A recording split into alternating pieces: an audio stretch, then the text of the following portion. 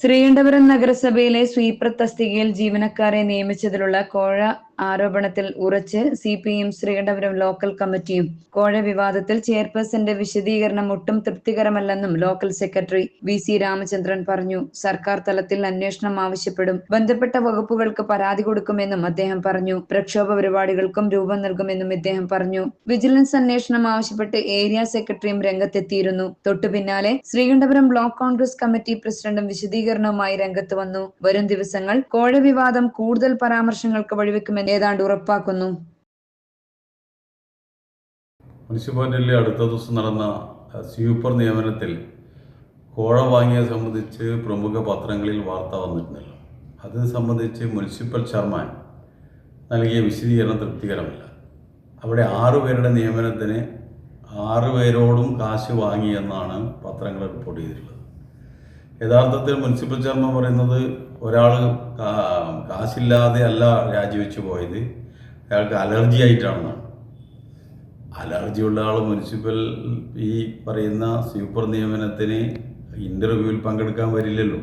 അയാൾക്കറിയാലോ ഇത് അലർജിയുള്ള പണിയാണ്. അപ്പോൾ അയാൾക്ക് ജോലി വേണം എന്ന ആഗ്രഹത്താലാണ് വന്നിട്ടുണ്ടാവുക.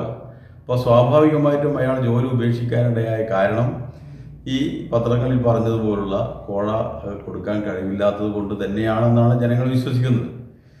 ഇത് അതുകൊണ്ട് തന്നെ മുനിസിപ്പൽ ഭരണസമിതിയും ചെയർമാനും നൽകിയിട്ടുള്ള വിശദീകരണം യുക്തിസഹമോ തൃപ്തികരവുമല്ല.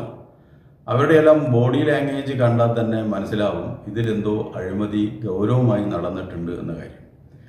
അതുകൊണ്ട് മുനിസിപ്പൽ ഭരണസമിതി ഈ നിയമനം റദ്ദ് ചെയ്യുകയും സർക്കാർ തലത്തിൽ തന്നെ ഇത് സംബന്ധിച്ച് ഉചിതമായ അന്വേഷണങ്ങൾ ആരംഭിക്കണമെന്നുമാണ് CPM ശ്രീകണ്ഠപുരം ലോക്കൽ കമ്മിറ്റിക്ക് വേണ്ടി പറയാനുള്ളത്. അത് സംബന്ധിച്ച പരാതികൾ ബന്ധപ്പെട്ട കേന്ദ്രങ്ങളിൽ ഞങ്ങൾ നൽകുന്നതാണ്.